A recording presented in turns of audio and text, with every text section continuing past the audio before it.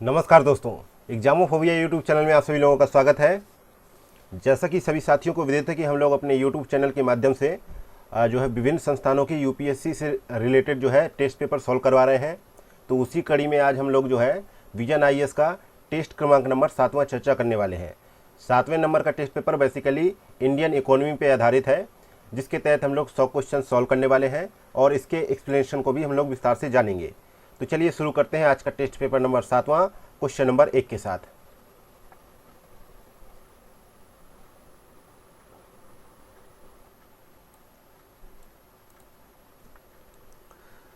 Question number पहला number question है कि मुद्रास्फीति के संदर्भ में निम्नलिखित कथनों पर विचार करें।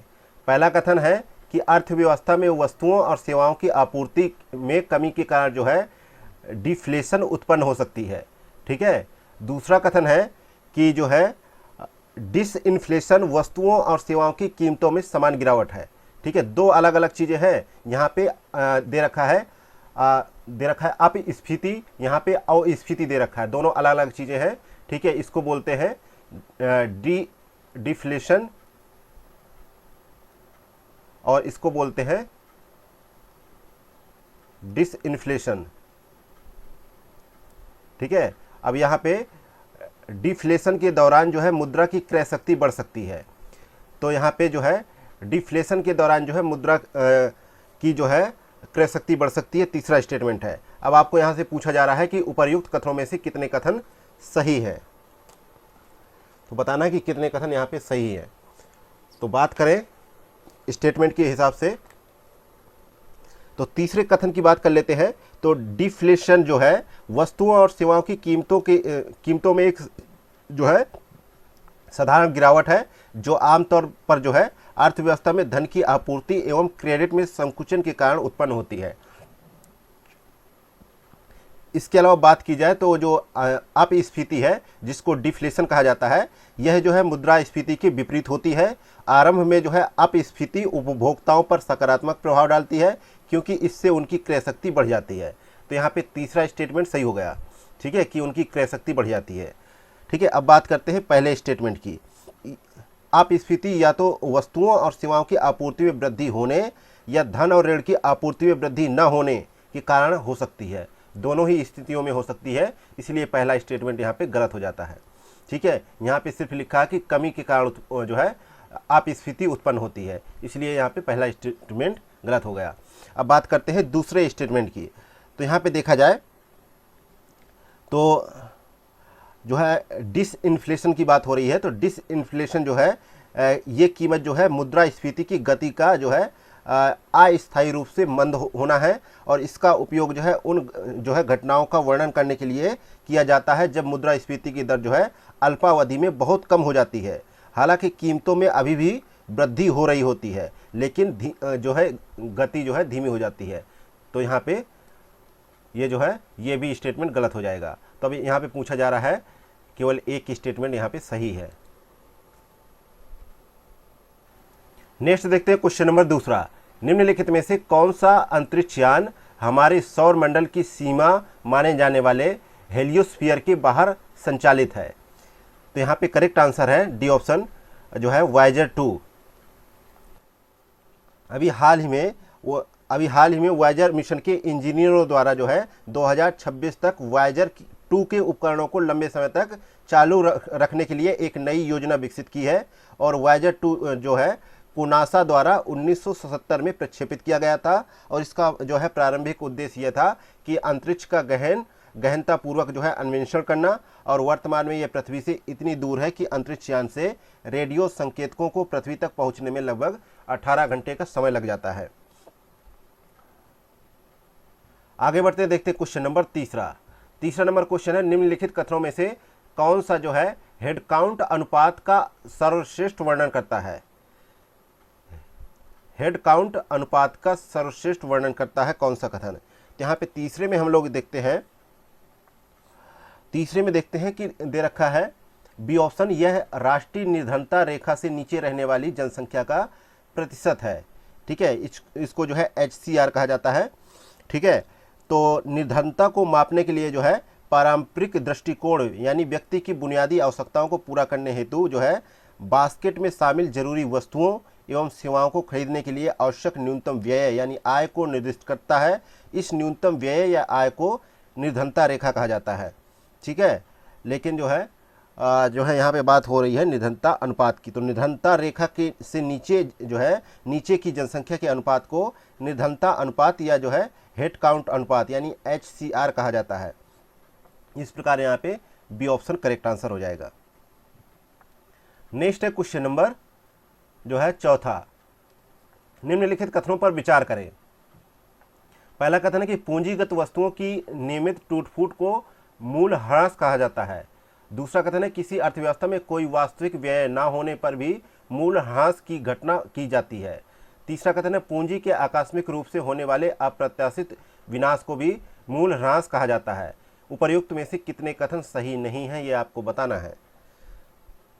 कौन से कथन सही नहीं है, माफ कीजिए, कौन से कथन सही नहीं है आपको बताना है। तो पहला कथन तो यहाँ पे सही है कि पूंजीगत वस्तुओं की नियमित टूट फूट को मूल ह्रास कहा जाता है, ये सही है। ठीक है, और जो है क्योंकि जो है जो मूल निवेश होता है, मूल निवेश इक्वल टू सकल निवेश,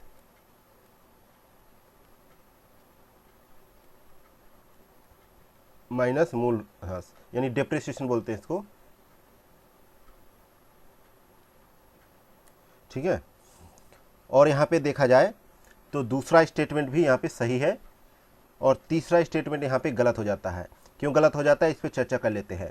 तो अप्रत्याशित या अचानक हुआ विनाश अथवा पूंजी का अप्रचलन जो कि दुर्घटना, प्राकृतिक आपदा या फिर किसी अन्य तरीके की जो है बाह्य परिस्थितियों के कारण हुआ जो घाटा है या ह्रास है, नुकसान है, उसको जो है मूल ह्रास नहीं कहा जा सकता। ठीक है, इसलिए यहाँ पे ये स्टेटमेंट गलत हो जाता है।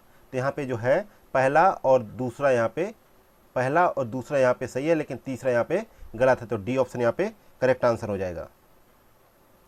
आगे देखते हैं क्वेश्चन नंबर 5वां। हाल ही में सुर्खियों में रहने वाला जो पद है एनी एंड बॉर्ड क्या है? तो ये जो है क्या है? जनरेटिव आर्टिफिशियल इंटेलिजेंस है। सी ऑप्शन यहाँ पे करेक्ट आंसर है। इसका उपयोग जो है audio, code, image, text, simulation और वीडियो सहित नई सामग्री निर्मित करने के लिए किया जाता है। इस क्षेत्र की जो है हालिया सफलताओं में सामग्री निर्माण के हमारे दृष्टिकोण में व्यापक परिवर्तन करने की क्षमता है।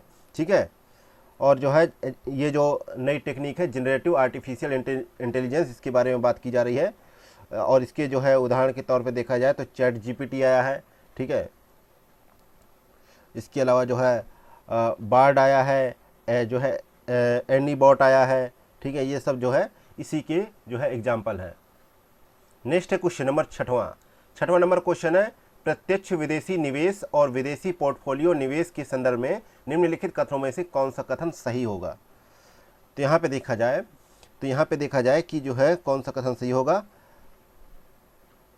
तो यहाँ पे है कि भारत में एक जो है विशेष विदेशी संस्थागत निवेशक को किसी कंपनी की चुकता पूंजी का 10% तक निवेश करने की अनुमति है। इसका मतलब ये हुआ कि 10% से ऊपर की किसी भी निवेश को जो है हम लोग FDI माना जाएगा, सरकार मानती है।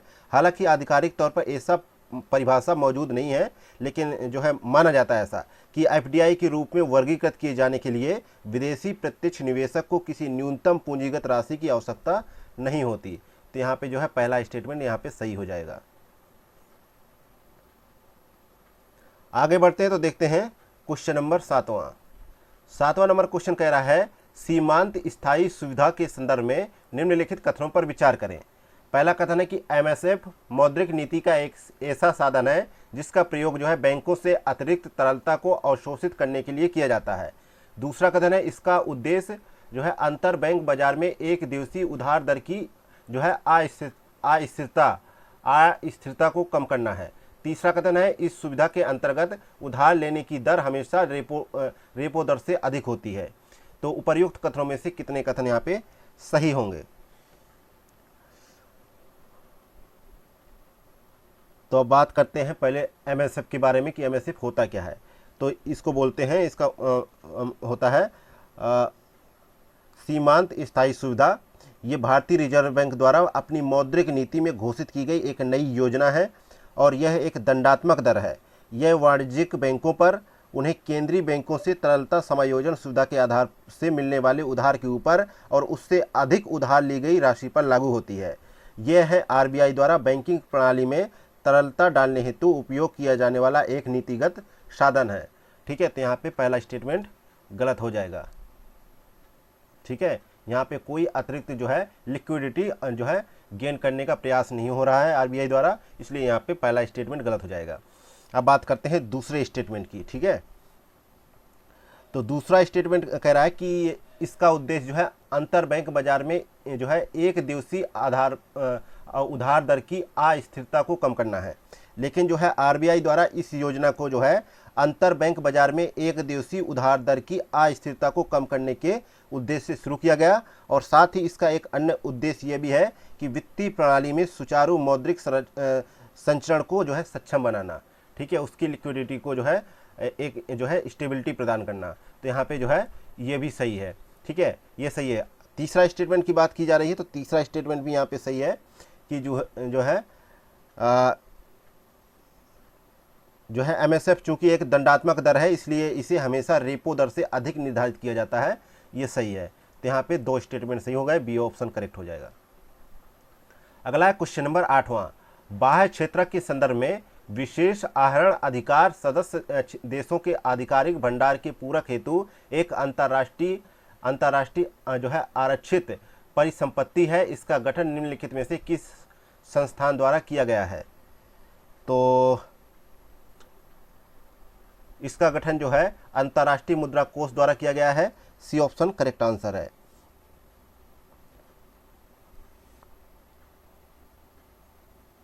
नेक्स्ट है क्वेश्चन नंबर 9। किसी उत्पाद के बाजार मूल्य के निर्धारण हेतु निम्नलिखित में से किसे या किन्हें उत्पाद की साधन लागत में जोड़ा जाता है? पहला है कुल प्रत्यक्ष कर, दूसरा है कुल जो है इनडायरेक्ट टैक्स और जो है यहाँ पे है टोटल सब्सिडी। तो नीचे दिए गए कूट का प्रयोग कर सही उत्तर का चयन करें। तो यहाँ पे देखा जाए तो वस्तुओं या सेवाओं की किसी भी मद की विभिन्न कारकों के संदर्भ में लागत को समान लागत कहा जाता है और ऐसे जो है कारक होते हैं जो उस मद के जो है उत्पादन या उपलब्धता में महत्वपूर्ण भूमिका निभाते हैं। जिनमें बात की जाए तो बाजार मूल्य के निर्धारण के लिए हमें जो है साधन लागत में जो है कुल जो है इनडायरेक्ट टैक्स को जोड़कर उसमें से जो है कुछ सब्सिडी को घटाना होता है। इसके अलावा जो है समानता इसमें जो है जो डायरेक्ट टैक्स होते हैं उनको शामिल नहीं किया जाता। तो यहाँ पे पहला स्टेटमेंट गलत हो जाता है। इस प्रकार यहाँ पे सी ऑप्शन करेक्ट हो जाएगा। नेक्स्ट है क्वेश्चन नंबर 10वां। 10वां नंबर क्वेश्चन है पार्टिसिपेटरी नोट्स यानी पी नोट्स के संदर्भ में निम्नलिखित कथनों पर विचार करें। पहला कथन है यह एक जो है डेरिवेटिव इंस्ट्रूमेंट है। दूसरा कथन है इसे एक पंजीकृत विदेशी संस्थागत निवेशक द्वारा किसी विदेशी क्षेत्राधिकार में जारी किया जाता है। तीसरा कथन है जो है पार्टिसिपेटरी नोट की ट्रेडिंग पर सेबी का कोई जो है विनियामकीय क्षेत्राधिकार नहीं है। तो यहाँ पे विनियामकीय जो है क्षेत्राधिकार नहीं है किसका? सेबी का। ये कथन कह रहा है। तो यहाँ पे बताना है कि उपर्युक्त कथनों में से कितने कथन सही होंगे। तो यहाँ पे देखा जाए तो ये जो है एक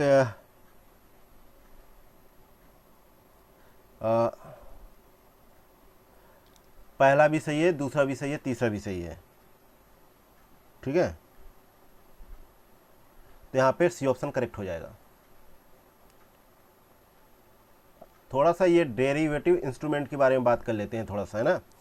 तो डेरिवेटिव एक ऐसी वित्तीय प्रतिभूति है जिसका मूल्य किसी अंतर्निहित परिसंपत्ति या परिसंपत्ति के समूह पर निर्भर करता है या उससे प्राप्त होता है। इसकी कीमत जो है अंतर्निहित परिसंपत्ति के मूल्य में होने वाले उतार चढ़ाव से निर्धारित की जाती है। इसकी सबसे समान अंतर्निहित परिसंपत्तियों में निम्नलिखित क्या आते हैं? जैसे स्टॉक आते हैं, बॉन्ड आते हैं, कमोडिटीज आती हैं, मुद्राएं आती हैं, ब्याज दरें आती हैं, बाजार संबंधी सूचकांक आते हैं जिनमें जो है स्थिरता नहीं होती है। ठीक है, नेक्स्ट है क्वेश्चन नंबर 11वां। परमाणुवीय नुकसान के लिए सिविल दायित्व अधिनियम 2010 के संदर्भ में निम्नलिखित कथनों पर विचार करें। पहला कथन है यह अधिनियम परमाणु दुर्घटना के पीड़ितों के लिए त्वरित मुआवजा तंत्र स्थापित करने से संबंधित है। दूसरा कथन है यह परमाणु संयंत्र के संचालक पर कठोर और त्रुटि रहित दायित्व का प्रावधान करता है, जहां उसे उसकी ओर से किसी भी गलती की परवाह किए बिना क्षति के लिए उत्तरदायी ठहराया जाएगा। और तीसरा कथन है यह प्रत्येक परमाणु दुर्घटना के लिए संचालक की देयता पर 1500 करोड़ रुपए की वित्तीय सीमा निर्धारित करता है। तो उपयुक्त में से कौन से कथन सही होंगे? तीनों ही कथन सही है, सी ऑप्शन यहाँ पे करेक्ट आंसर हो जाएगा। नेक्स्ट है क्वेश्चन नंबर 12वां, निम्नलिखित में से कौन से अंतर्राष्ट्रीय मुद्रा कोष वित्त में विशेष आहरण अधिकार के लिए कोटा सूत्र में शामिल है? पहला है जनसंख्या का आकार, दूसरा सकल घरेलू उत्पाद का भारित औसत, तीसरा है खुलापन, चौथा है आर्थिक परिवर्तनशीलता। तो नीचे दिए गए कूट का प्रयोग कर सही उत्तर का चयन करें। तो यहाँ पे 12वें में हम लोग क्या देखते हैं, वर्तमान में जो कोटा है अंतर्राष्ट्रीय मुद्रा कोष के तहत, ठीक है। तो यहाँ पे देखा जाए सकल घरेलू उत्पाद का हिस्सा कितना है 50%, खुलापन का कितना है 30%, ठीक है। और जो है आर्थिक परिवर्तनशीलता का हिस्सा कितना है 15%, लेकिन अंतर्राष्ट्रीय मुद्रा भंडार का हिस्सा है 5%, जो है नहीं इसमें ऑप्शन में, ठीक है। और जो है वर्तमान में जो है पूंजी अंशदान या कोटा का निर्माण जो है स्वर्ण के बजाय कोटे का 25% जो है SDRS अथवा व्यापक रूप से स्वीकृत मुद्राओं में और शेष 75% जो है देश की अपनी मुद्रा में होता है। ये स्वीकृत मुद्राएं कौन सी है? अमेरिकी डॉलर है, यूरो है, येन है और पाउंड है। लेकिन यहाँ पे जनसंख्या का आकार का वर्णन नहीं है, इसलिए यहाँ पे दूसरा, तीसरा, चौथा सही होगा। अगला है क्वेश्चन नंबर 13वां, वैयक्तिक प्रयोज्य आय प्राप्त करने के लिए निम्नलिखित में से किसे वैयक्तिक आय से घटाया जाना चाहिए? पहला है कर अदायगी, दूसरा है गैर कर अदायगी, तीसरा है सरकार से परिवारों को दी गई जो है अंतरण अदायगी। तो नीचे दिए गए कूट का प्रयोग कर सही उत्तर का चुनाव करें। तो यहाँ पे 13 में हम लोग देखते हैं कि जो है पहला, दूसरा तो यहाँ पे सही है, लेकिन जो है तीसरा यहाँ पे गलत हो जाता है। तो यहाँ पे बी ऑप्शन करेक्ट आंसर हो जाएगा। नेक्स्ट है क्वेश्चन नंबर 14, निम्नलिखित में से कौन सा वक्र जो है बेरोजगारी की दरों और इसी के अनुरूप मुद्रास्फीति की दरों के बीच जो है व्युत्क्रम संबंध का वर्णन करता है? ठीक है, तो ये करता है फिलिप्स वक्र। सी ऑप्शन यहाँ पे करेक्ट आंसर है। ठीक है, फिलिप्स वक्र यह वर्णित करता है कि यदि जो है किसी अर्थव्यवस्था में बेरोजगारी में परिवर्तन होता है तो इसका कीमत जो है मुद्रास्फीति पर भी अनुमानित जो है प्रभाव पड़ता है। और फिलिप्स वक्र में बेरोजगारी और मुद्रास्फीति के बीच जो है व्युत्क्रम संबंध को दर्शाया जाता है। इस वक्र में नीचे की ओर झुके हुए ढाल में अवतल वक्र के साथ y अक्ष पर मुद्रास्फीति और x अक्ष पर बेरोजगारी को जो है प्रदर्शित किया जाता है। और मुद्रास्फीति में वृद्धि होने से बेरोजगारी कम हो जाती है और बेरोजगारी कम होने से महंगाई में वृद्धि हो जाती है। ठीक है, अगला देखते हैं क्वेश्चन नंबर 15, निम्नलिखित कथनों में से कौन सा जो है उच्च शक्तिशाली मुद्रा पद की सर्वोत्तम व्याख्या करता है? तो यहाँ पे जो है करेक्ट आंसर है बी ऑप्शन, यह देश के मौद्रिक प्राधिकरण की कुल देयता है। ठीक है, इसलिए यहाँ पे ठीक है बी ऑप्शन करेक्ट हो जाएगा। नेक्स्ट क्वेश्चन नंबर 16 है, प्रायः सुर्खियों में रहने वाले PSLV जो है ऑर्बिटल एक्सपेरिमेंटल मॉड्यूल के पीछे के विचार को निम्नलिखित में से कौन सा एक सर्वोत्तम रूप से दर्शाता है? कौन सा कथन सर्वोत्तम रूप से दर्शा रहा है? तो यहाँ पे देखा जाए 16 में सही जवाब है बी ऑप्शन। 16 में क्या सही जवाब है? B option. एक ऐसा कक्षीय मंच जहां गैर जो है पृथककारी जो है पेलोड के माध्यम से वैज्ञानिक प्रयोग किए जाते हैं। ठीक है, ये ऑप्शन करेक्ट है। अगला है क्वेश्चन नंबर 17, ग्रामीण भारत में वित्तीय व्यवस्था को सुदृढ़ करने के लिए बैंकिंग सुधारों के संदर्भ में 1982 अत्यंत महत्वपूर्ण है, क्योंकि इस समय क्या हुआ था, इस समय जो है देखा जाए तो राष्ट्रीय कृषि और ग्रामीण विकास बैंक की स्थापना हुई थी। कब हुई थी? 1982 में।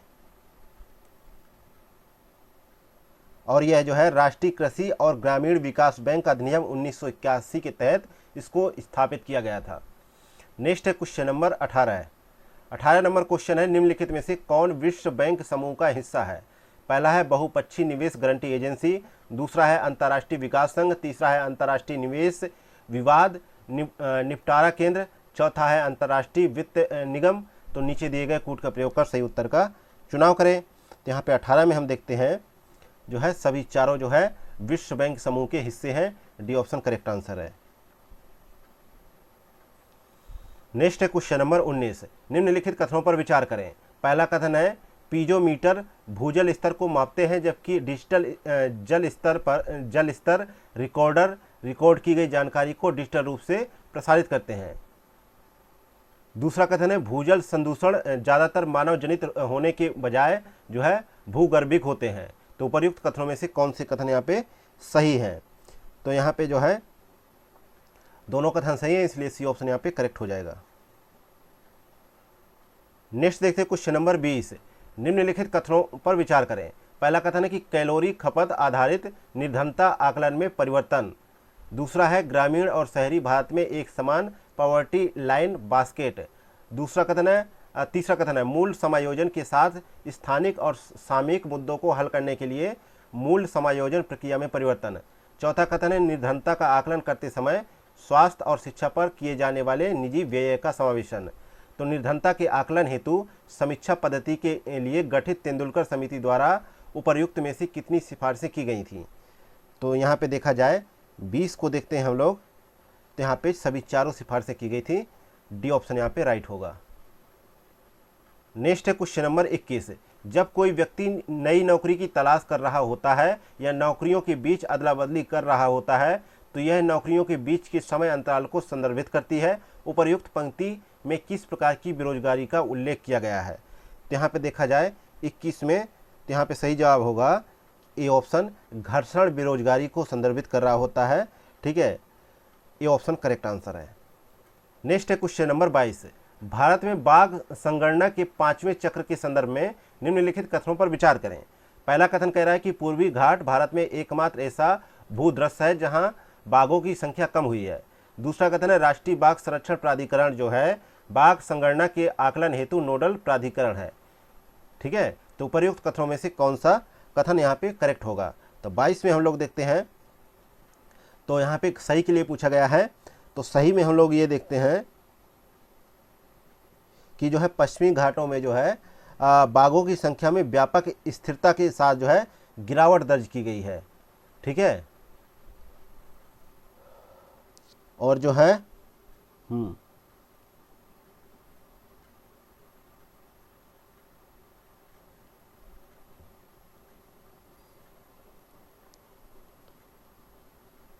ठीक है, और अभी हाल ही के आंकड़ों के अनुसार जो है देखा जाए तो भारत में जो है पश्चिमी घाट ही एकमात्र ऐसा भूदृश्य है। ठीक है, जहां बाघों की संख्या में कमी आई है। लेकिन यहाँ पे ऑप्शन में दे रखा है पूर्वी घाट, इसलिए पहला स्टेटमेंट गलत हो जाएगा। दूसरा यहाँ पे सही है, तो बी ऑप्शन करेक्ट हो जाएगा। अगला देखते हैं क्वेश्चन नंबर 23, आत्मनिर्भर भारत फंड के संदर्भ में निम्नलिखित कथनों पर विचार करें। पहला कथन है यह फंड भारत में सूक्ष्म लघु और मध्यम उद्यमों को इक्विटी फंडिंग प्रदान करता है, यानी एमएसएमईज को। ठीक है, दूसरा कथन है यह सेबी पंजीकृत श्रेणी सेकेंड का वैकल्पिक निवेश कोष है। तीसरा कथन है एसआरआई फंड सेबी द्वारा अनुमोदित निजी एजेंसियों के एक संघ द्वारा संचालित होता है। तो उपर्युक्त कथनों में से कौन सा कथन यहाँ पे सही है? तो 23 में हम लोग देखते हैं कि पहला और दूसरा तो सही है, लेकिन तीसरा स्टेटमेंट यहाँ पे गलत हो जाता है। तीसरा गलत हो जाता है।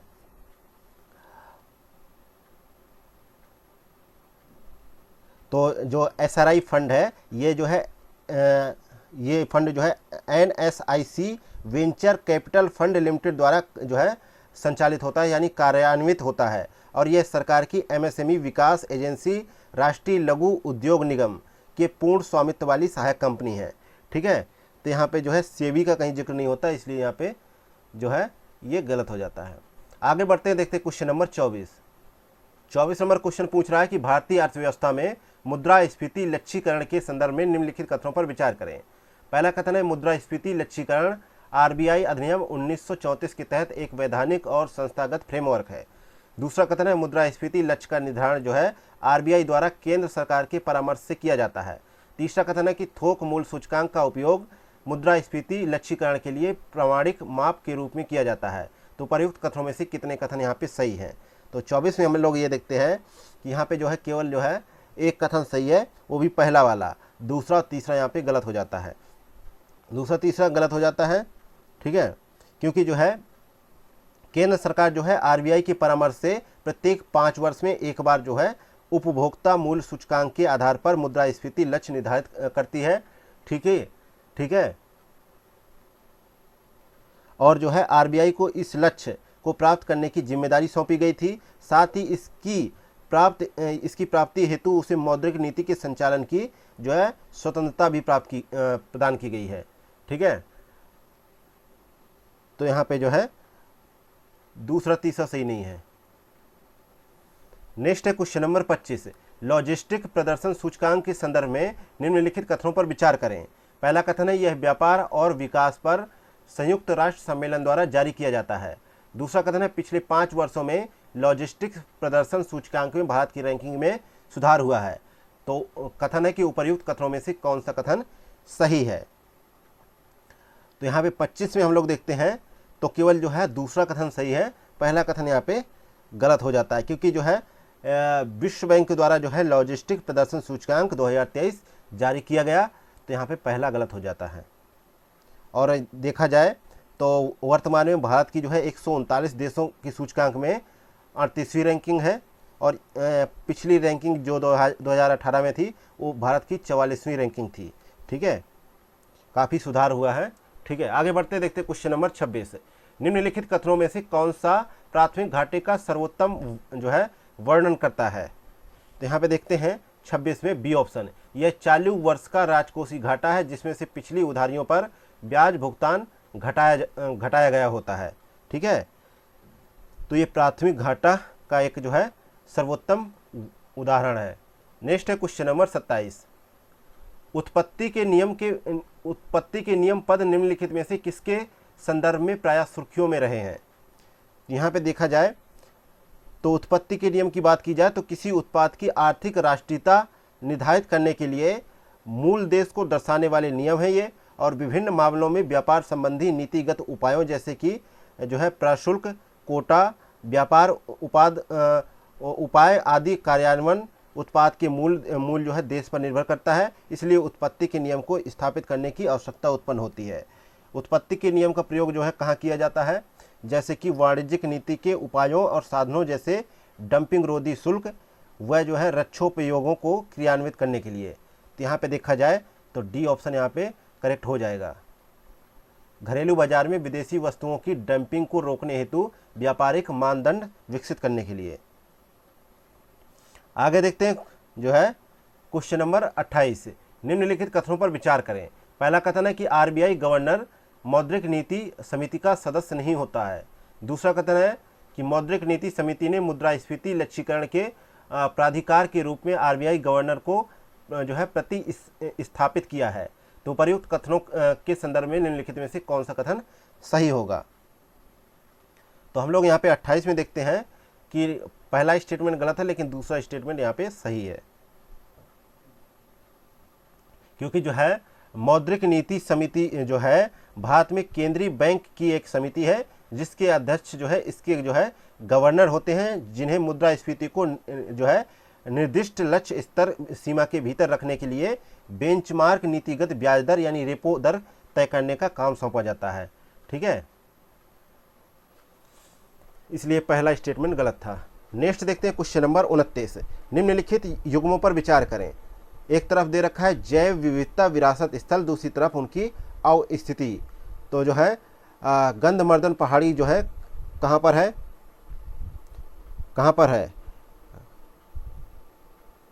गंधमर्दन पहाड़ी जो है उड़ीसा में है, ठीक है। सामने झारखंड लिखा है, ये गलत है। दूसरा देखते हैं जो है अरिट्टापट्टी ये कहाँ पे है, ये तमिलनाडु के मदुरई ज़िले में है, ठीक है, ये सही है।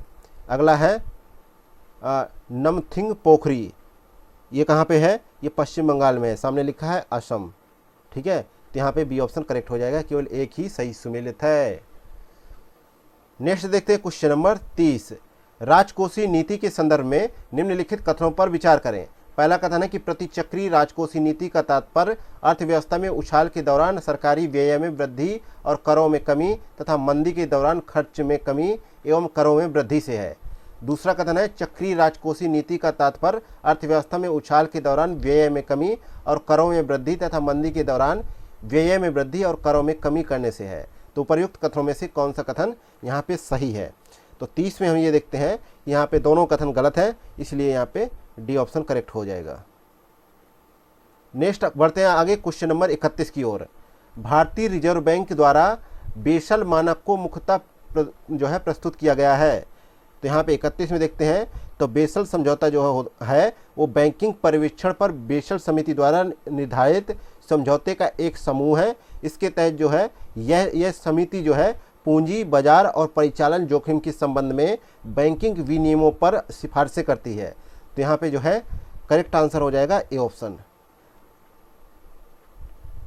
नेक्स्ट क्वेश्चन नंबर जो है 32। राजकोषीय घाटे के प्रत्यक्ष मुद्रीकरण के संदर्भ में निम्नलिखित कथनों पर विचार करें। पहला कथन है इसमें आरबीआई द्वारा प्रत्यक्ष रूप से सरकारी बॉन्ड के बदले केंद्र सरकार के घाटे का वित्त पोषण करना शामिल है।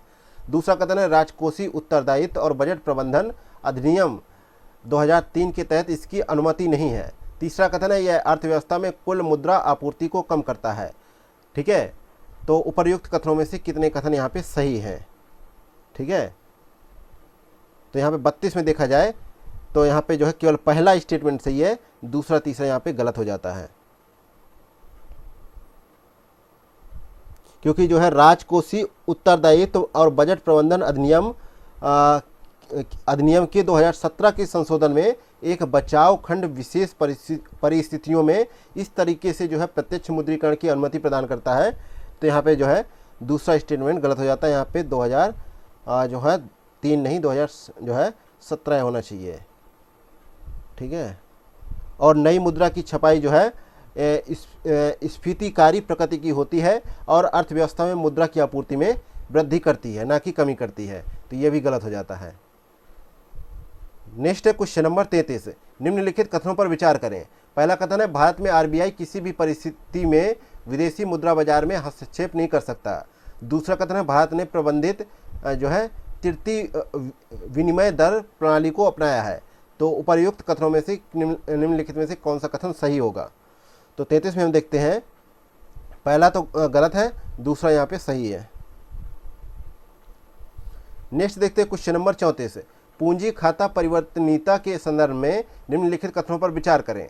पहला कथन है इसका तात्पर्य बाजार द्वारा निर्धारित विनिमय दरों पर स्थानीय वित्तीय परिसंपत्तियों को विदेशी मुद्रा में परिवर्तित करने की स्वतंत्रता से है। दूसरा कथन है वर्तमान में बाजार पूंजी खाते में मात्र आंशिक परिवर्तनीयता की अनुमति प्रदान करता है। तीसरा कथन है कि पूंजी खाता परिवर्तनीयता से मौद्रिक नीति को जारी रखने की केंद्रीय बैंक की क्षमता में वृद्धि होती है। तो प्रयुक्त कथनों में से कितने कथन यहाँ पे सही है? तो यहाँ पे देखा जाए जो है 34 में हम लोग देखते हैं तो यहाँ पे केवल 2 स्टेटमेंट सही है। कौन कौन से? एक तो पहला, एक तो दूसरा, तीसरा यहाँ पे गलत हो जाता है। अगला है क्वेश्चन नंबर 35। निम्नलिखित कथनों पर विचार करें। पहला कथन है सकल घरेलू उत्पाद में वृद्धि से हमेशा लोगों का कल्याण होता है। दूसरा कथन है कि जीडीपी की संगणना करते समय ऋणात्मक बाह्य कारणों को ध्यान में नहीं रखा जाता।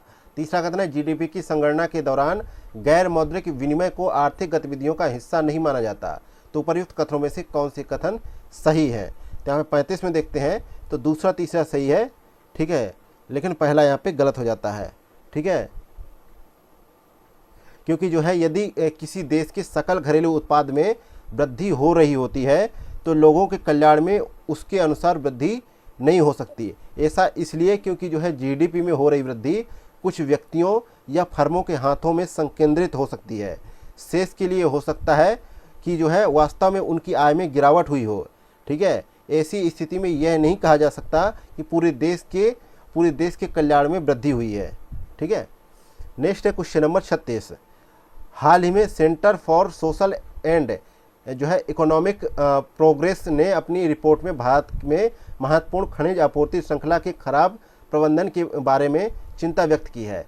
इस संदर्भ में निम्नलिखित में से किन खनिजों को भारत में महत्वपूर्ण खनिज माना जा सकता है? पहला है कोबाल्ट, दूसरा है सीसा, तीसरा है जो है नायोबियम, चौथा है लिथियम, पांचवा है निकल। तो नीचे दिए गए कूट का प्रयोग कर सही उत्तर का चयन करें। तो हम लोग 36 में ये देखते हैं, इसमें जो है सारे सम्मिलित है, ठीक है। इन खनिजों को, सारों को जो है भारत में महत्वपूर्ण खनिजों के रूप में माना जाता है। तो यहाँ पे डी ऑप्शन करेक्ट हो जाएगा। इनके लिए जो है सेंटर फॉर सोशल एंड जो है इकोनॉमिक प्रोग्रेस ने अपनी रिपोर्ट में भारत में महत्वपूर्ण खनिज आपूर्ति श्रृंखला के खराब प्रबंधन के बारे में इन प्रमुख खनिजों के लिए चिंता व्यक्त की है। नेक्स्ट है क्वेश्चन नंबर 37, निम्नलिखित कथनों पर विचार करें। पहला कथन है कि वास्तविक जो है प्रभावी विनिमय दर जो है दो देशों की वस्तुओं का सापेक्ष मूल्य है। दूसरा कथन है कि सांकेतिक प्रभावी विनिमय दर दो देशों की मुद्राओं का सापेक्ष मूल्य है। तीसरा है कि जो है नीर में वृद्धि स्थानीय मुद्रा में जो है अधिमूल्यन का संकेत देती है। तो उपर्युक्त कथनों में से कितने कथन यहाँ पे सही है? तो यहाँ पे 37 में हम लोग देखते हैं, ठीक है, केवल एक कथन सही है। कौन सा कथन सही है? तो यहाँ पे जो है केवल तीसरा कथन सही है, दूसरा यहाँ पे गलत है, पहला भी गलत है। नेक्स्ट है क्वेश्चन नंबर 38, निम्नलिखित युग्मों पर विचार करें। पहला कथन पहली तरफ दे रखा है, एक तरफ डेरिवेटिव के जो है प्रकार है, दूसरी तरफ विवरण है। तो फॉरवर्ड डेरिवेटिव दे रखा है, तो इसका कथन दे रखा है कि जो है वर्तमान की पूर्व सहमत कीमत पर भविष्य में एक विशिष्ट अतिथि भुगतान पर होता है। दूसरा है ऑप्शन, अधिकार देता है किंतु दायित्व नहीं देता। वारंट, दीर्घ अवधि वाले ऑप्शन। तो यहाँ पे कितने सही सुमेलित हैं ये आपको बताना है, ठीक है। तो यहाँ पे जो देखा जाए तो यहाँ पे तीनों जो है सही सुमेलित है, सी ऑप्शन करेक्ट हो जाएगा। अगला है क्वेश्चन नंबर 39, एक अर्थव्यवस्था में निम्नलिखित जो है स्थितियों पर विचार कीजिए। पहला है निर्यात में वृद्धि, दूसरा है बड़ी परियोजनाओं पर सरकारी व्यय में वृद्धि, तीसरा है उच्च आर्थिक जो है समृद्धि। तो उपर्युक्त में से कितनी स्थितियां मांग प्रेरित मुद्रास्फीति उत्पन्न कर सकती हैं? तो ऐसी जो है स्थितियां जो है कितनी हैं? तो ऐसी जो है तीनों स्थितियां हैं, सी ऑप्शन राइट आंसर हो जाएगा। मांग प्रेरित मुद्रास्फीति के क्या कारण होते हैं? एक तो होता है जो है आर्थिक समृद्धि, ठीक है, निर्यात में वृद्धि, सरकारी खर्च, मुद्रास्फीति पूर्वानुमान, और अगला है मुद्रा की अत्यधिक आपूर्ति। नेक्स्ट है क्वेश्चन नंबर 40, निम्नलिखित में से कौन सा कथन तरलता शब्द को सर्वोत्तम रूप से परिभाषित करता है? तो तरलता वो होती है किसी संपत्ति या प्रतिभूति को उसके बाजार मूल्य को प्रभावित किए बिना नकदी में परिवर्तित करने की डिग्री है। यह एक उपाय है कि कितनी सुगमता से किसी संपत्ति को नकदी में परिवर्तित किया जा सकता है या लेन देन की सुविधा के लिए इस्तेमाल किया जा सकता है। तो यहाँ पे ए ऑप्शन करेक्ट आंसर हो जाएगा। नेक्स्ट है क्वेश्चन नंबर 41 नंबर क्वेश्चन है, थोक मूल्य सूचकांक के संदर्भ में निम्नलिखित कथनों पर विचार करें। पहला कथन है, इसे वाणिज्य एवं उद्योग मंत्रालय में आर्थिक सलाहकार द्वारा प्रकाशित किया जाता है। दूसरा कथन है, इसमें ईंधन और विद्युत को सर्वाधिक महत्व दिया जाता है।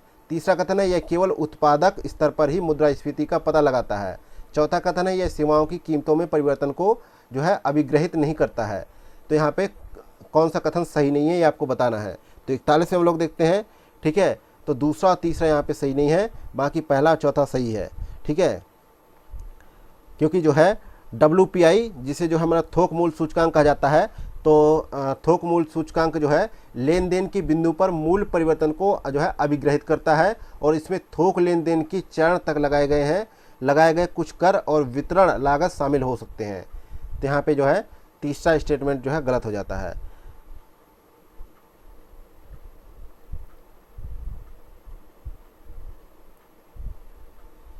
और यहाँ पे दूसरा स्टेटमेंट भी यहाँ पे गलत है, ठीक है, कि कहा गया है इसमें ईंधन और विद्युत को सर्वाधिक महत्व दिया गया है, लेकिन इसमें जो है वस्त्र, परिधान, कागज, रसायन, प्लास्टिक, सीमेंट और धातु को सम्मिलित किया गया है, ठीक है। तो दूसरा भी गलत है। अगला है क्वेश्चन नंबर 42। क्वेश्चन नंबर 42 है, निम्नलिखित कथनों पर विचार करें। पहला है मध्यावधिक राजकीय नीति विवरण। दूसरा है मैक्रो इकोनॉमिक फ्रेमवर्क स्टेटमेंट। तीसरा है राजकोषीय नीति की रणनीति से संबंधित विवरण।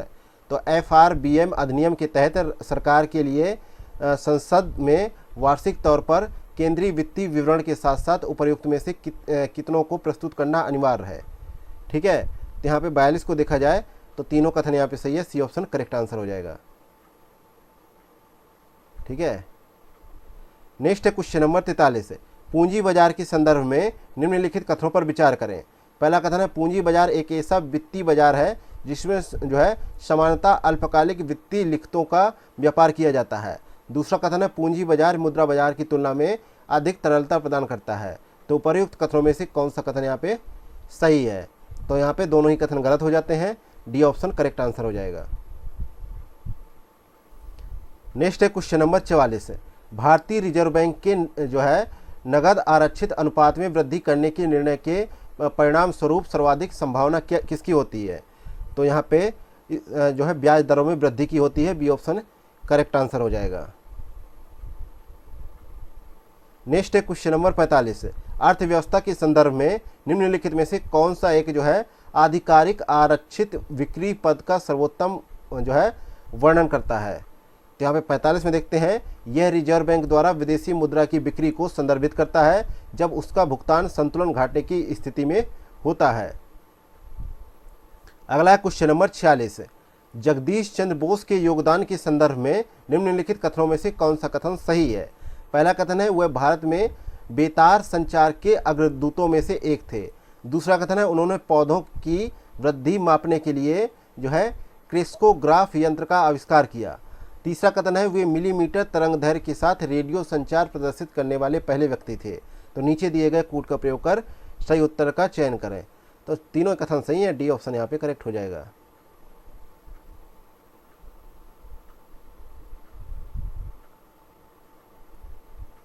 नेक्स्ट है क्वेश्चन नंबर 47, निम्नलिखित युग्मों पर विचार करें। पहला एक तरफ दे रखा है सेवाओं में व्यापार पर समान समझौते या मोड़, और दूसरी तरफ विवरण दे रखा है। तो इनका मिलान करते हैं। तो यहाँ पे 47 में हम लोग ये मिलान करते हैं कि मोड 1 में देखें तो जो है सीमा पारी व्यापार, इससे मिलता लेकिन गलत है। मोड 2 में क्या दे रखा है? विदेशी उपभोग, तो इससे मिलता, ये भी गलत है। मोड 3 में क्या दे रखा है? वाणिज्यिक उपस्थिति, इससे मिलता, ये भी गलत है। मोड 4 में क्या दे रखा है? जो है व्यक्तियों की उपस्थिति, तो यहाँ पे ये इससे मिलता, ये भी गलत है। तो सही जवाब क्या हो जाएगा? डी ऑप्शन, उपर्युक्त में से कोई नहीं। अगला है क्वेश्चन नंबर 48, अंतर्राष्ट्रीय मुद्रा कोष के संदर्भ में निम्नलिखित कथनों पर विचार करें। पहला कथन है इसकी स्थापना अंतर्राष्ट्रीय पुनर्निर्माण और विकास बैंक के साथ की गई थी। दूसरा कथन है यह संयुक्त राष्ट्र की एक विशेषीकृत एजेंसी है। तीसरा कथन है भारत IMF का संस्थापक सदस्य है। तो उपर्युक्त में से कितने कथन यहाँ पे सही है? तो यहाँ पे जो है IMF की स्थापना कब हुई थी? 1945 में। ठीक है, इसका मुख्य उद्देश्य क्या था? जो है अंतर्राष्ट्रीय व्यापार को सुगम बनाना, वित्तीय स्थिरता सुनिश्चित करना, वैश्विक मौद्रिक सहयोग को बढ़ावा देना, उच्च रोजगार को बढ़ावा देना, और जो है संधारणीय आर्थिक विकास को बढ़ावा देना, और विश्व भर में निर्धनता को कम करना। ठीक है, अब भारत इसके जो है क्या है कि भारत इसके जो है संस्थापक सदस्यों में से एक है। ठीक है, कोसोवो एक देश था, और संयुक्त राष्ट्र के देश कुल मिला के कितने थे? 189। एक कोसोवो नाम का देश था, तो टोटल 190 देशों ने मिलकर इसकी स्थापना की थी। तो यहाँ पे सी ऑप्शन करेक्ट हो जाएगा। नेक्स्ट है क्वेश्चन नंबर 49, निम्नलिखित में से कौन सी पूंजीगत प्राप्तियों की मुख्य मदें हैं? पहला है बाजार उधारियाँ, दूसरा है सार्वजनिक उद्यमों के लाभ, तीसरा है राष्ट्रीय बचत प्रमाण पत्र, ठीक है, चौथा है जो है भविष्य निधि। तो नीचे दिए गए कूट का प्रयोग कर सही उत्तर का चुनाव करें। तो 49 में हम लोग ये देखते हैं कि पहला, तीसरा, चौथा तो सही है, लेकिन दूसरा स्टेटमेंट यहाँ पे गलत हो जाएगा। दूसरा यहाँ पे 49 में गलत हो जाएगा।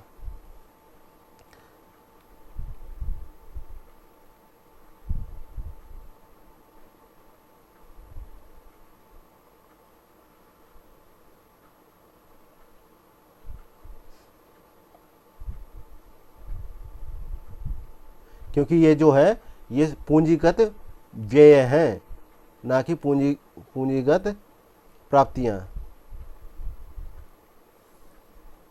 नेक्स्ट है क्वेश्चन नंबर 50, भारत में निम्नलिखित में से किन वित्तीय संस्थानों को वैधानिक तरलता अनुपात मानदंडों को बनाए रखने की आवश्यकता होती है? पहला है क्षेत्रीय ग्रामीण बैंक, दूसरा है स्थानीय क्षेत्रक बैंक, क्षेत्र बैंक, तीसरा है सहकारी बैंक, चौथा है लघु वित्त बैंक। तो नीचे दिए गए कोड का प्रयोग कर सही उत्तर का चयन करें। ठीक है, तो इसमें सही जवाब है चारों बैंक, डी ऑप्शन यहाँ पे करेक्ट आंसर है। नेक्स्ट है क्वेश्चन नंबर 51 नंबर क्वेश्चन है, प्रधानमंत्री स्ट्रीट वेंडर्स आत्मनिर्भर निधि यानी पीएम स्वनिधि योजना के संदर्भ में निम्नलिखित कथनों पर विचार करें। पहला कथन है, यह स्ट्रीट वेंडर्स की जो है संपार्श्विक मुक्त पूंजीगत ऋणों तक पहुंच को सुविधाजनक बनाने के लिए केंद्रीय क्षेत्र की एक योजना है। दूसरा है, यह रियायती ब्याज दर पर 10 लाख तक के आरंभिक कार्यशील पूंजी ऋण की सुविधा प्रदान करती है। तीसरा कथन है, इसके अंतर्गत शहरी और ग्रामीण दोनों क्षेत्रों के स्ट्रीट वेंडर्स हॉकर्स को शामिल किया गया है। तो उपर्युक्त कथनों में से कौन से कथन यहाँ पे सही है? ठीक है, तो यहाँ पे देखा जाए, ठीक है, 51 में हम लोग क्या देखते हैं, सी ऑप्शन सही है पहला, और तीसरा यहाँ पे करेक्ट है, जबकि दूसरा स्टेटमेंट यहाँ पे जो है गलत हो जाता है। ठीक है, क्योंकि यहाँ पे देखा गया है कि कम ब्याज दर पर जो है 10,000 तक के आरंभिक कार्यशील पूंजी ऋण की सुविधा प्रदान किया जाता है इसमें। ठीक है, ना कि 10 लाख की। नेक्स्ट है क्वेश्चन नंबर 52, निम्नलिखित में से किस प्रकार की बेरोजगारी के अंतर्गत वास्तविक आवश्यकता से अधिक लोग काम कर रहे होते हैं? तो यहाँ पे इस बेरोजगारी का नाम है प्रच्छन्न बेरोजगारी, बी ऑप्शन करेक्ट है। यह एक ऐसी स्थिति है जिसमें वास्तविक आवश्यकता से अधिक संख्या में लोग कार्य कर रहे होते हैं। यदि कुछ लोगों को कार्य से निकाल दिया जाए, ठीक है, तो उसके बाद भी उत्पादन प्रभावित नहीं होता है। नेक्स्ट है क्वेश्चन नंबर 53, अर्थव्यवस्था के संदर्भ में जो है औटर्की का क्या अर्थ है? औटर्की का क्या अर्थ है? तो इसका अर्थ क्या होता है? 53 का सही जवाब है सी ऑप्शन, एक बंद अर्थव्यवस्था जहां कोई बाह्य व्यापार नहीं होता है उसे जो है औटर्की कहा जाता है। सी ऑप्शन यहाँ पे करेक्ट आंसर है। यह एक ऐसी व्यवस्था है अर्थव्यवस्था की कि यहाँ पे किसी प्रकार का आयात और निर्यात नहीं होता है। ठीक है, और ना ही यहाँ पे किसी प्रकार का बाहरी रूप से व्यापार किया जाता है। नेक्स्ट है क्वेश्चन नंबर 54, निम्नलिखित कथनों पर विचार करें। पहला कथन है, वास्तविक सकल घरेलू उत्पाद परिवर्तन देश में उत्पादों के उत्पादन में परिवर्तन को व्यक्त करता है। दूसरा कथन है, मौद्रिक जीडीपी में वृद्धि का अनिवार्य अर्थ यह है कि उत्पाद आउटपुट में वृद्धि हुई है। तो उपर्युक्त कथनों में से कौन सा कथन सही है? तो 54 में हम लोग देखते हैं कि पहला स्टेटमेंट सही है, दूसरा यहाँ पे गलत हो जाता है। दूसरा यहाँ पे इसलिए गलत हो जाता है कि जो है मौद्रिक जीडीपी वर्तमान प्रचलित कीमतों पर जीडीपी का मूल है, इसलिए ऐसा हो सकता है कि मौद्रिक जीडीपी की दर मूल वृद्धि के कारण बढ़ी हो, जरूरी नहीं कि ये वृद्धि उत्पादन वृद्धि के कारण हुई हो। ठीक है, दरअसल किसी अर्थव्यवस्था में उत्पादन स्थिर या कम हो सकता है, लेकिन मूल वृद्धि के कारण जो है मौद्रिक जीडीपी के आंकड़ों में सुधार हो सकता है। तो यहाँ पे दूसरा स्टेटमेंट गलत हो जाएगा। अगला है क्वेश्चन नंबर 55, मौद्रिक नीति के संदर्भ में निम्नलिखित में से कौन से कथन जो है भारतीय रिजर्व बैंक द्वारा उपयोग किए जाने वाले गुणात्मक टूल हैं? पहला है मार्जिन संबंधी अपेक्षाएं। ठीक है, दूसरा है नैतिक दबाव, तीसरा है जो है SLR यानी वैधानिक तरलता अनुपात में बदलाव। तो नीचे दिए गए कूट का प्रयोग कर सही उत्तर का चयन करें। तो यहाँ पे देखा जाए पहला दूसरा तो सही है, लेकिन तीसरा यहाँ पे गलत है। ठीक है, नेक्स्ट है क्वेश्चन नंबर 56, यह तरलता के लिए लोगों की वरीयता को दर्शाता है और विशुद्ध रूप से एक व्यवहारिक पैरामीटर है जो अन्य बातों के साथ साथ व्यय के मौसमी पैटर्न पर निर्भर करता है। तो उपर्युक्त परिच्छेद में निम्नलिखित में से किस अनुपात का वर्णन किया गया है? तो यहाँ पे 56 में हम देखते हैं कि मुद्रा जमा अनुपात का यहाँ पे जिक्र किया जा रहा है। ए ऑप्शन यहाँ पे करेक्ट आंसर है। नेक्स्ट है question number 57, market in crypto जो है असेट्स रेगुलेशन के संदर्भ में निम्नलिखित कथनों पर विचार करें। पहला कथन है, इसे यूरोपीय संघ द्वारा क्रिप्टो करेंसी बाजारों को जो है विनियमित करने के लिए मंजूरी प्रदान की गई है। दूसरा कथन है, यह विनियमन यूरोपीय सेंट्रल बैंक द्वारा जारी सेंट्रल बैंक डिजिटल मुद्राओं पर भी लागू होते हैं। तीसरा कथन है, यह विनिमय क्रिप्टो सर्विस प्रोवाइडर्स को अपनी ऊर्जा खपत का खुलासा करने हेतु निर्देशित करते हैं। तो उपर्युक्त कथनों में से कितने कथन यहाँ पे सही हैं? तो 57 में देखते हैं तो यहाँ पे 2 कथन सही हैं, एक तो पहला सही है, ठीक है, और एक तीसरा सही है, जबकि यहाँ पे दूसरा कथन गलत हो जाता है, क्योंकि जो मीका है तो मीका यूरोपीय केंद्रीय बैंक द्वारा जारी डिजिटल मुद्राओं, नॉन फंडिंग टोकन्स और यूरोपीय संघ के सदस्य देशों के राष्ट्रीय केंद्रीय बैंकों द्वारा जारी डिजिटल परिसंपत्तियों को विनियमित नहीं करेगा, ठीक है, जबकि यहाँ पे लिखा है लागू करेगा, तो इसलिए यहाँ पे दूसरा गलत हो जाएगा। अगला है क्वेश्चन नंबर 58, निम्नलिखित में से कौन सा कथन मुद्रास्फीति अंतराल पद का सर्वोत्तम वर्णन करता है। तो यहाँ पे देखा जाए 58 में, तो सही जवाब है बी ऑप्शन, यह वर्तमान वास्तविक जीडीपी और पूर्ण रोजगार के दौरान चल रही अर्थव्यवस्था के जीडीपी के बीच का अंतर है, ठीक है, बी ऑप्शन यहाँ पे राइट है। अगला है क्वेश्चन नंबर 59 है, हाल ही में केंद्रीय मंत्रिमंडल ने भारत में एक उत्पन्न laser interferometer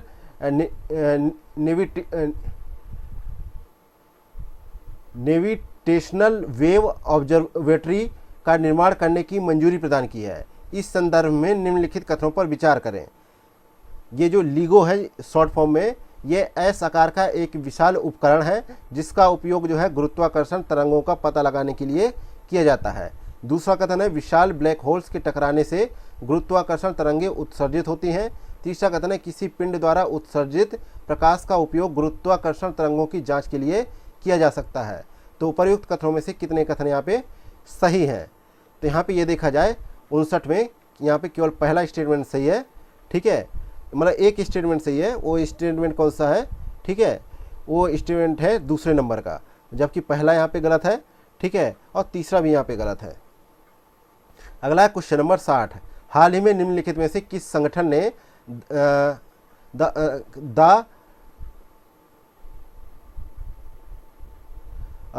the preparedness and resilience for emerging threat पहल शुरू की है, शॉर्ट में प्रेट। तो यहाँ पे जो है 60 में सही जवाब है ए ऑप्शन, विश्व स्वास्थ्य संगठन ने इस पहल को शुरू किया है, ठीक है। इसे जो है भविष्य में कोविड महामारी के समान स्तर और तबाही वाले प्रकोप के विरुद्ध बेहतर तैयारी के उद्देश्य से शुरू किया गया है।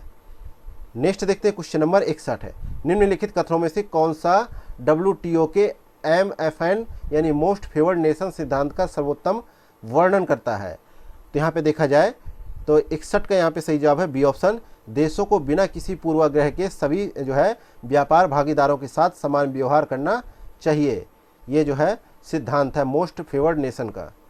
नेक्स्ट है क्वेश्चन नंबर 62 है, हाल ही में भारत ने ऑपरेशन कावेरी शुरू किया था, किस लिए शुरू किया था।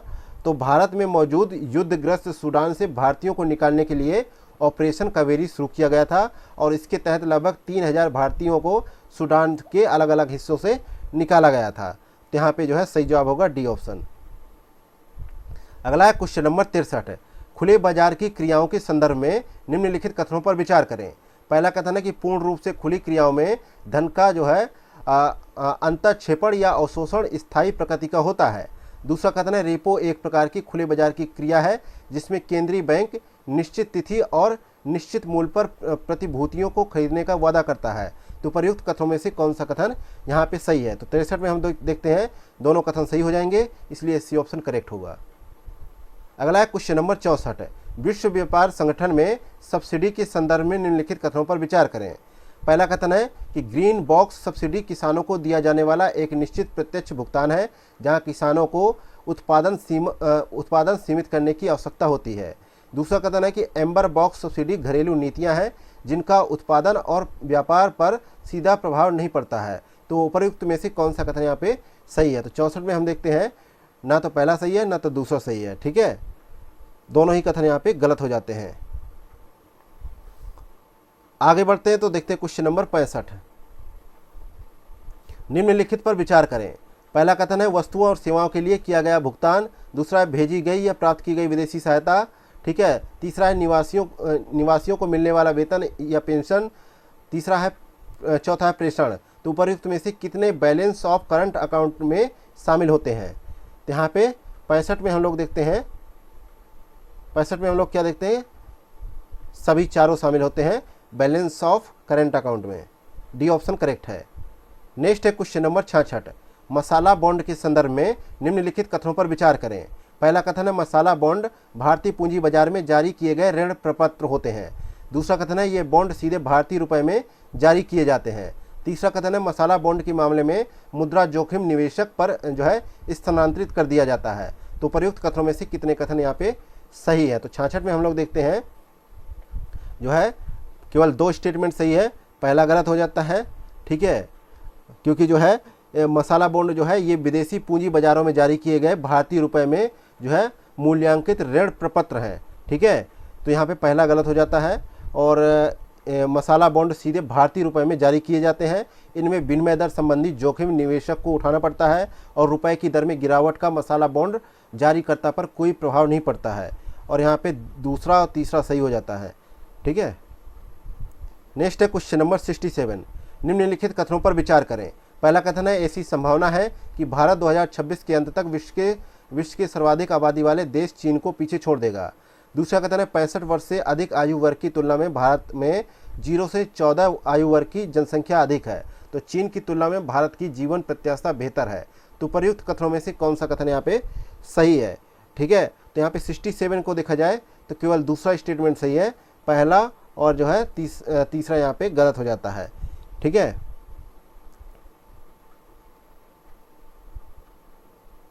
तो ये जो है जो ऐसी संभावना दर्शाई गई कि 2023 में ही जो है भारत जो है चीन को पीछे छोड़ चुका है, ठीक है, इसलिए पहला स्टेटमेंट गलत हो जाता है। और जो है तीसरा भी बात की जाए तो चीन की तुलना में भारत की जीवन प्रत्याशा बेहतर है, ऐसा नहीं है। जीवन प्रत्याशा के मामले में भारत की तुलना में चीन की स्थिति बेहतर है।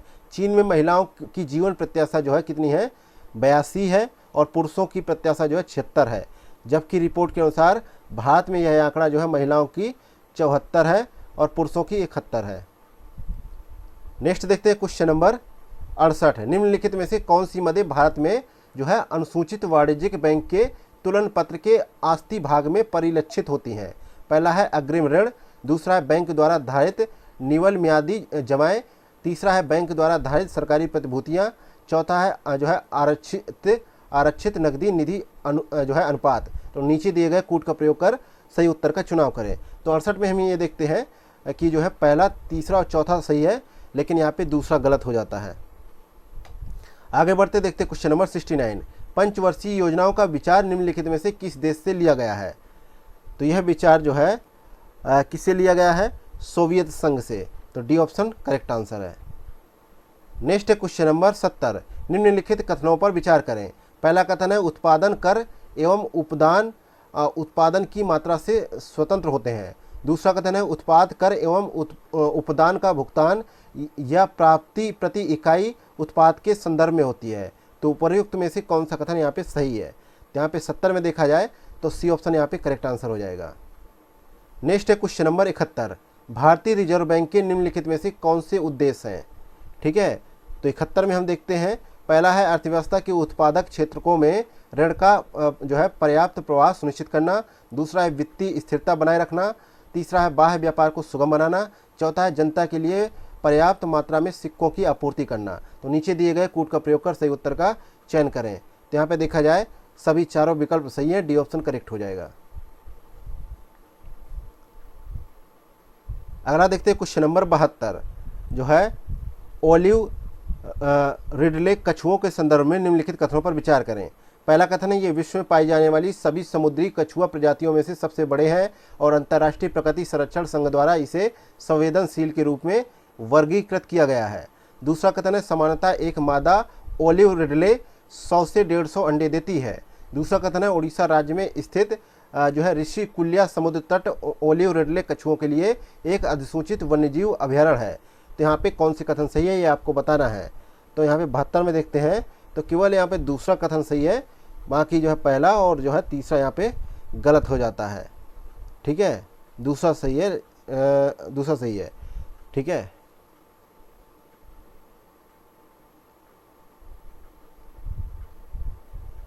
यहाँ पे कोई जो है अधिसूचित वन्यजीव अभयारण्य नहीं है। हालांकि उड़ीसा के ये जो है ऋषि कुल्या समुद्र तट है, यहाँ पे कुछ जो है ऐसी अनूठी घटनाएं घटी हैं जिसके तहत ये अनुमान लगाया जा रहा है कि यहाँ पर इस प्रजाति के कछुए हैं जो अपने बच्चों को अंडे देने के माध्यम से जो है निर्मित करते हैं। ठीक है, बाकी जो है पहला भी गलत है, तीसरा भी गलत है। नेक्स्ट है क्वेश्चन नंबर 73। संघ सरकार की निम्नलिखित प्राप्तियों पर विचार करें। पहला है राज्य सरकारों को दिए गए ऋणों और अग्रिमों की वसूली, दूसरा है पीएसयू विनिवेश से प्राप्त आय, तीसरा है विदेशी सरकारों से ऋणों की वसूली। तो उपर्युक्त प्राप्तियों में से कितनी जो है गैर ऋण पूंजीगत प्राप्तियां हैं? तो यहाँ पे देखा जाए तो 73 में जो है सभी तीनों जो है सी ऑप्शन करेक्ट है। नेक्स्ट है क्वेश्चन नंबर 74। हाल ही में निम्नलिखित में से बिहार की चावल की किस्म को उसके विशिष्ट सुगंध और स्वाद के लिए भौगोलिक संकेतक का दर्जा प्रदान किया गया है। ठीक है, तो उस जो है चावल का क्या नाम है? वो चावल की किस्म कौन सी है? तो ये जो है पश्चिमी चंपारण की मिर्चा चावल को भौगोलिक संकेतक के रूप में जो है जीआई टैग प्रदान किया गया है। तो यहाँ पे ए ऑप्शन करेक्ट आंसर हो जाएगा। नेक्स्ट है क्वेश्चन नंबर 75। निम्नलिखित में से कौन से जो है गैर कर राजस्व के प्रमुख स्रोत हैं? पहला संचार सेवाओं के लिए शुल्क, दूसरा है लाइसेंस शुल्क, तीसरा है ब्याज, चौथा है जुर्माना और शास्ति। तो नीचे दिए गए कूट का प्रयोग कर सही उत्तर का चुनाव करें। तो यहाँ पे 75 में देखते हैं सभी सही हैं, डी ऑप्शन करेक्ट हो जाएगा। नेक्स्ट है क्वेश्चन नंबर 76। उपभोक्ता मूल्य सूचकांक के संदर्भ में निम्नलिखित कथनों पर विचार करें। पहला कथन है यह उपभोक्ताओं द्वारा वस्तुओं एवं सेवाओं के लिए भुगतान की गई कीमतों में परिवर्तन को मापता है। दूसरा कथन है इसकी माप सांख्यिकी और कार्यक्रम कार्यान्वयन मंत्रालय द्वारा की जाती है और इसका आधार वर्ष 2012 है। और तीसरा कथन है सीपीआई में भोजन और पेय पदार्थों का भारांश लगभग 50% है। तो यहाँ पे पूछा गया कितने कथन सही है। तो यहाँ पे 76 में हम लोग देखते हैं क्या देखते हैं कि जो है तीनों कथन सही है, सी ऑप्शन करेक्ट आंसर है।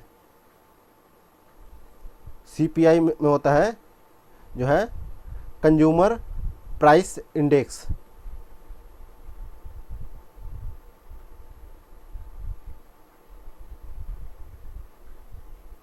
नेक्स्ट है क्वेश्चन नंबर 77। महाल नोबिस योजना जो भारी और आधारभूत उद्योगों के तीव्र औद्योगिकीकरण पर केंद्रित थी, निम्नलिखित में से किस पंचवर्षीय योजना से संबंधित है? तो यहाँ पे देखा जाए 77 का, तो यहाँ पे सही जवाब है दूसरी पंचवर्षीय योजना से संबंधित है, बी ऑप्शन यहाँ पे करेक्ट आंसर है। इसके तहत जो है 5% वार्षिक वृद्धि दर को प्राप्त करना लक्ष्य निर्धारित किया गया था। नेक्स्ट है क्वेश्चन नंबर 78। निम्नलिखित में से कौन से भारत में बेरोजगारी से संबंधित आंकड़ों के विभिन्न स्रोत हैं?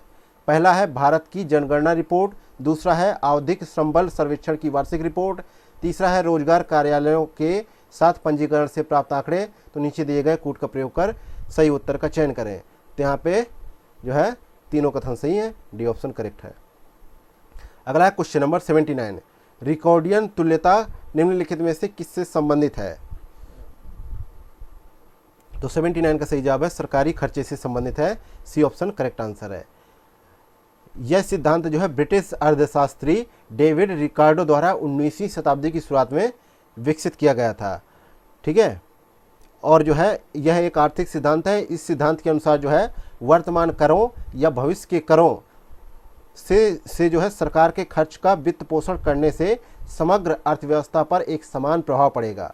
ठीक है, ये कथन इसमें कहा गया है। ठीक है, नेक्स्ट है क्वेश्चन नंबर 80। निम्नलिखित में से कौन सी मुद्राएं विशेष आहरण अधिकार मुद्राओं की टोकरी का एक हिस्सा है? पहला अमेरिकी डॉलर, दूसरा है जापानी येन, तीसरा है चीनी रेन मिनबी और चौथा है भारतीय रुपया, पांचवा यूरो, छठा है ब्रिटिश पाउंड स्टर्लिंग। तो नीचे दिए गए कूट का प्रयोग कर सही उत्तर का चयन करें। तो यहाँ पे क्या देखा है कि 80 का जो है सही जवाब क्या होगा? ठीक है, डी ऑप्शन पहला दूसरा तीसरा पांचवा और छठा, चौथा नहीं होगा इसमें भारतीय रुपया।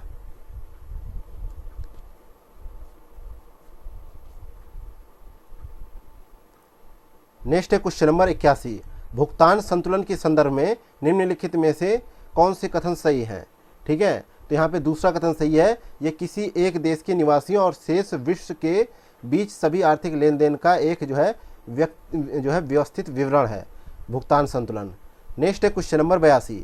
निम्नलिखित में से कौन से प्रत्यक्ष कर हैं? पहला संपत्ति कर, दूसरा उपहार कर, तीसरा उत्पाद कर, चौथा निगम कर। तो नीचे दिए गए कूट का प्रयोग कर सही उत्तर का चयन करें। तो यहाँ पे 82 में हम लोग क्या देखते हैं? 82 में जो है पहला, दूसरा और चौथा, जबकि तीसरा उत्पाद कर जो है क्या है? उत्पाद कर जो है इनडायरेक्ट टैक्स में आता है। ठीक है, नेक्स्ट है क्वेश्चन नंबर 83। हाल ही में मैक्सिको में युकाटन प्रायद्वीप के तट से दूर चेतुमल खाड़ी में विश्व का दूसरा जो है सबसे गहरा ब्लू होल खोला गया है। इस संदर्भ में ब्लू होल से संबंधित निम्नलिखित कथनों पर विचार करें। पहला कथन है, ये समुद्र के भीतर विशालकाय लंबवत गुफाएं या जो है सिंक होल होते हैं। दूसरा कथन है, ये दुनिया भर के तटीय जो है कार्स्ट प्लेटफॉर्मों पर पाए जाते हैं। तीसरा कथन है, ये समुद्री जीवन से पूर्णतः रहित होते हैं। तो उपर्युक्त कथनों में से कितने कथन यहाँ पे सही हैं? तो यहाँ पे 83 में हम देखते हैं तो जो है बी ऑप्शन सही है, केवल 2 कथन। कौन से? पहला सही है, दूसरा सही है, लेकिन तीसरा यहाँ पे गलत हो जाता है। ठीक है, तो इनमें जो है कई पादप और जीव प्रजातियां पाई जाती हैं, जैसे प्रवाल, समुद्री कछुए और शार्क। ठीक है, नेक्स्ट देखते हैं क्वेश्चन नंबर है 84 नंबर। अर्थव्यवस्था के संदर्भ में डी मिनिमिस शब्द का क्या अर्थ है? डी मिनिमिस शब्द का क्या अर्थ है अर्थव्यवस्था के संदर्भ में? तो यहाँ पे देखा जाए तो 84 का इसका सही जवाब है। ठीक है, यह कृषि पर समझौते के तहत अनुमत सब्सिडियों या घरेलू समर्थन की न्यूनतम राशि है, इसलिए बी ऑप्शन यहाँ पे करेक्ट आंसर है। ठीक है, और इस प्रकार इसमें जो है घरेलू सहायता की न्यूनतम मात्रा की अनुमति दी गई है, भले ही वे व्यापार को विकृत करती हो। इसके तहत जो विकसित देशों के लिए उत्पादन मूल्य के 5% तक की और विकसित देशों के लिए 10% तक की छूट प्रदान की गई है। नेक्स्ट है क्वेश्चन नंबर 85। निम्नलिखित लाभों पर विचार करें। पहला है ओवरड्राफ्ट सुविधा के साथ बुनियादी बचत बैंक खाते खोलना। दूसरा है जो है मुफ्त दुर्घटना बीमा कवर। तीसरा है रुपए डेबिट कार्ड की जो है प्रदायगी। चौथा है असंगठित क्षेत्र के लिए पेंशन योजना। तो उपर्युक्त लाभों में से कितने जो है प्रधानमंत्री जनधन योजना के तहत प्रदान किए गए हैं? तो यहाँ पे 85 में हम देखते हैं सभी चारों प्रदान किए गए हैं, डी ऑप्शन करेक्ट है। नेक्स्ट है क्वेश्चन नंबर 86। राष्ट्रीय आय की गणना के लिए निम्नलिखित में से किस विधि का उपयोग नहीं किया जाता है? ठीक है, तो यहाँ पे 86 में हम लोग देखते हैं तो यहाँ पे जो है भुगतान संतुलन विधि का प्रयोग नहीं किया जाता है, सी ऑप्शन यहाँ पे करेक्ट है। नेक्स्ट है क्वेश्चन नंबर 87। केंद्रीय बैंक के कार्यों के संदर्भ में भारतीय रिजर्व बैंक द्वारा स्थिरीकरण किया जाता है। तो यहाँ पे जो है 87 में हम लोग ये देखते हैं अब बी ऑप्शन यहाँ पे सही है कि अर्थव्यवस्था में मुद्रा भंडार को बाह्य आघातों का सामना करने हेतु सक्षम बनाने के लिए। ठीक है, नेक्स्ट है क्वेश्चन नंबर 88। हाल ही में सुर्खियों में रही डकार योजना संबंधित है। तो यहाँ पे देखा जाए तो 88 का यहाँ पे करेक्ट आंसर क्या होगा? ठीक है, डी ऑप्शन जो है सड़क सुरक्षा से संबंधित है, डी ऑप्शन यहाँ पे करेक्ट आंसर है। नेक्स्ट है क्वेश्चन नंबर 89। मुद्रा अदला बदली समझौते के संदर्भ में निम्नलिखित कथनों पर विचार करें। पहला कथन है, यह 2 देशों के केंद्रीय बैंकों के बीच एक समझौता है। दूसरा कथन है, यह तृतीय पक्ष के देशों की मुद्रा जैसी अमेरिकी डॉलर की आवश्यकता को समाप्त करता है। तीसरा कथन है, यह द्विपक्षीय व्यापार हेतु विदेशी मुद्रा भंडार को बनाए रखने की आवश्यकता को कम करता है। तो उपर्युक्त कथनों में से कितने कथन यहाँ पे सही हैं? तो 89 में हम लोग ये देखते हैं कि यहाँ पे जो है सभी तीनों कथन यहाँ पे सही है, इसलिए यहाँ पे सी ऑप्शन करेक्ट आंसर हो जाएगा। नेक्स्ट क्वेश्चन की ओर बढ़ते हैं, देखते हैं क्वेश्चन नंबर 90। तो निम्नलिखित युग्मों पर विचार करें। तो एक तरफ दे रखा है भारत के हवाई जो है युद्धाभ्यास, दूसरी तरफ है भागीदारी देश। तो कोप इंडिया, ठीक है, कोप इंडिया के सामने क्या होगा? ठीक है, संयुक्त राज्य अमेरिका, और वीर गार्जियन के सामने जापान, पिच ब्लैक के सामने ऑस्ट्रेलिया। तो सभी सही सुमेलित है, इसलिए डी ऑप्शन यहाँ पे राइट आंसर हो जाएगा। नेक्स्ट देखते हैं क्वेश्चन नंबर 91।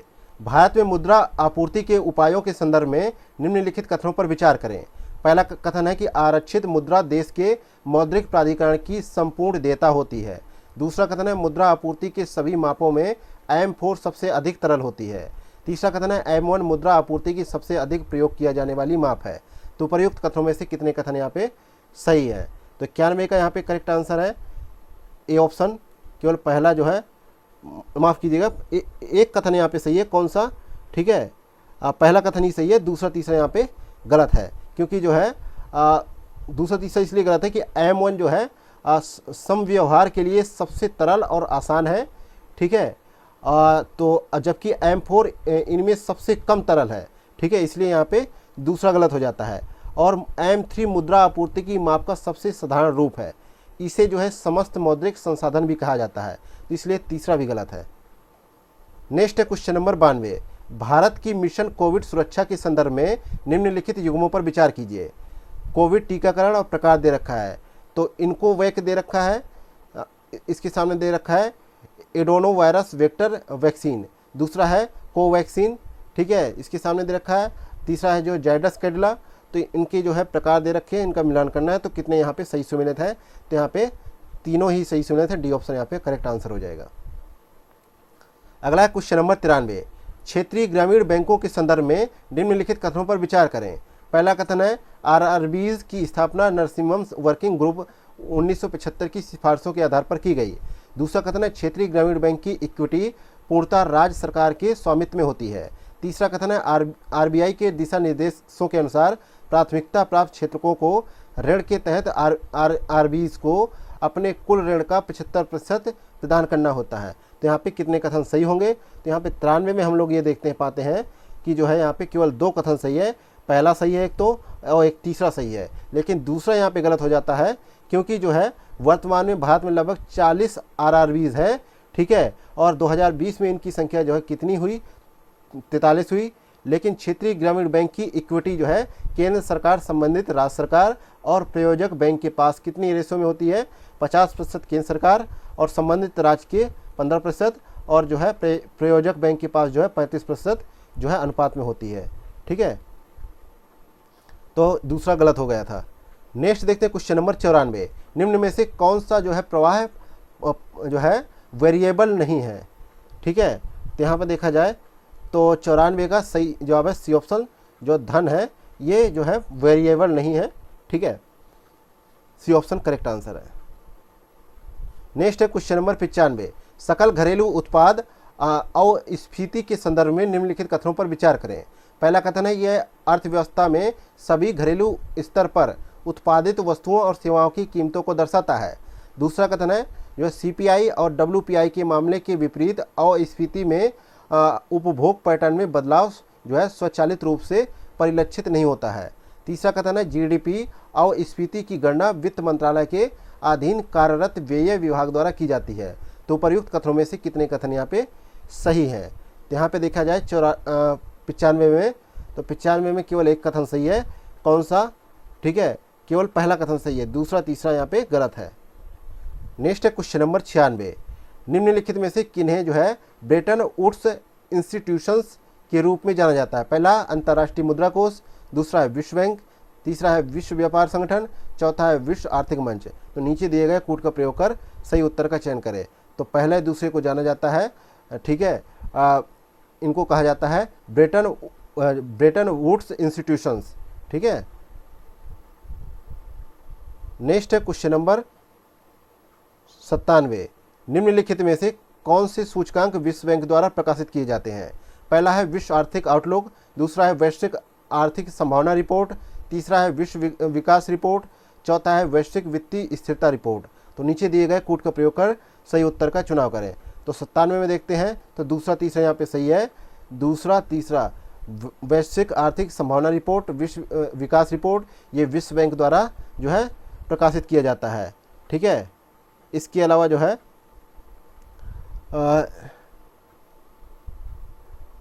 विश्व आर्थिक आउटलुक रिपोर्ट जो है किसके द्वारा, अंतर्राष्ट्रीय मुद्रा कोष द्वारा यानी IMF द्वारा प्रकाशित किया जाता है। और जो है वैश्विक वित्तीय स्थिरता रिपोर्ट, ठीक है, ये जो है ये भी IMF द्वारा प्रकाशित किया जाता है, इसलिए डी ऑप्शन करेक्ट है। नेक्स्ट है question number 98, national credit framework इनके विजन को पूरा करने के लिए तैयार किया गया है। तो यहाँ पे 98 का सही जवाब है ए ऑप्शन, राष्ट्रीय शिक्षा नीति के तहत, ए ऑप्शन करेक्ट आंसर है। नेक्स्ट है क्वेश्चन नंबर 99, निम्नलिखित दस्तावेजों पर विचार कीजिए, ठीक है। तो 99 में यहाँ पे देखा क्या जाता है, ठीक है, पहला है वित्त विधेयक, दूसरा है आउटकम बजट, तीसरा है मध्यावधिक राजकोषीय नीति विवरण, चौथा है आर्थिक सर्वेक्षण, पांचवा है अनुदान मांगे। तो उपयुक्त दस्तावेजों में से कितने जो है संसद में प्रस्तुत बजट में शामिल होते हैं। तो यहाँ पे 99 में जो है देखा जाए, ठीक है, तो केवल 4 शामिल होते हैं। कौन कौन से? ठीक है,